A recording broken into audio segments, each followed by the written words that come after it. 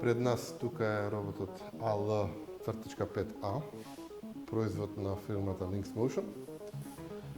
Она што го гледате пред вас, овие пластични метални елоди, се изработени од фирмата Lynx Motion, додека овој дел е микроконтролер наречен SSC32.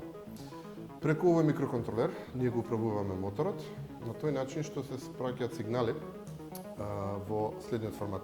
Првиот бајт е 255, вториот бајт е бројот на моторот кој што се управува, што значи од 0 до 5. Вториот бајт одредува кој мотор ќе се движи, а третиот бајт исто така добива вредност од 0 до 255 и тој кажува на која позиција моторот ќе се постави. Целава роботска рака, целиот систем се напојува од два извори.